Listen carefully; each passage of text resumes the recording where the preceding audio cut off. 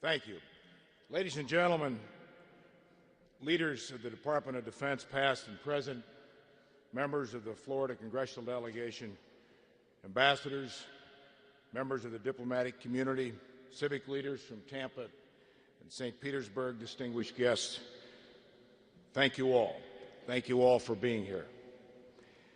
10 years ago, both Jim Mattis and Lloyd Austin were in the Iraqi desert on opposite sides of the Euphrates River, helping lead their troops in the drive to Baghdad. Today, these battle-tested leaders share a single stage, one having completed a distinguished command and one ready to step forward and take his place. General Jim Mattis is bringing to a close a remarkable career as a Marine, a leader, and a legendary figure that Marine recruits will know of and draw inspiration from for many years to come. Jim Mattis has been front and center in every major combat operation this nation has conducted for more than 2 decades. He led Marines as a battalion commander during Operation Desert Storm in 1991. He commanded the longest assault from the sea in modern history, leading Task Force 58 more than 400 miles inland into Afghanistan after the attacks of September 11th. During the invasion of Iraq, he led the storied 1st Marine Division on the longest overland assault in Marine Corps history, and he again led Marines into battle during the fight for the city of Fallujah. No task was ever beneath him, even as a commanding general. Whether stepping in to serve as Quantico's duty officer over Christmas so a young Marine could spend the holiday with his family, or crouching in a frozen Afghanistan fighting hole to check on his men in the middle of the night.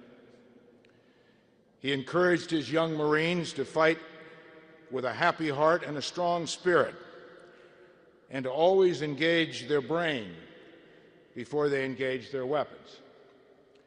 As a lifelong student of warfare, he examined the pages of history looking for answers to help our troops fight today's wars.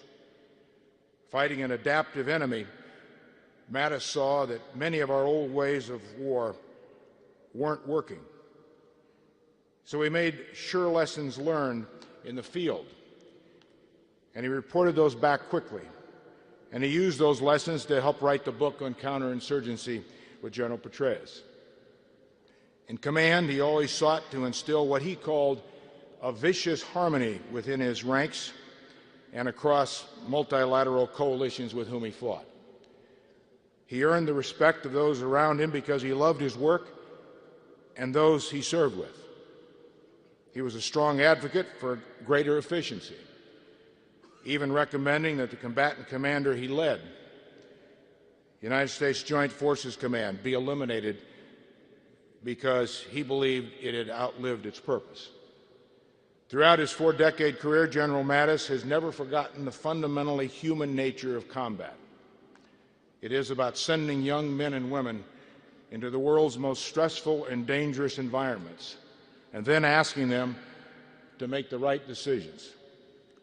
General Mattis knows that if we are going to ask young Americans to put their lives on the line for our security, then they must be able to trust and have confidence in their leaders. That's why he always spoke directly and truthfully, no matter the audience, an essential element of leadership. That trust and confidence is earned. It's not given. General Mattis has demonstrated to the world that truly there is no worse enemy and no better friend than a United States Marine. He has devoted his life, his energy, his intellect, and his force of courage and personality to the U.S. Marine Corps, our military, and our country. And our nation is forever grateful for his service and sacrifice. Now, some of you may believe, and I know General Mattis does, that an Army infantryman is unworthy of the word Semper Fi passing from his lips. Well, the hell with it, General. I am the Secretary, and I say Semper Fi and thank you.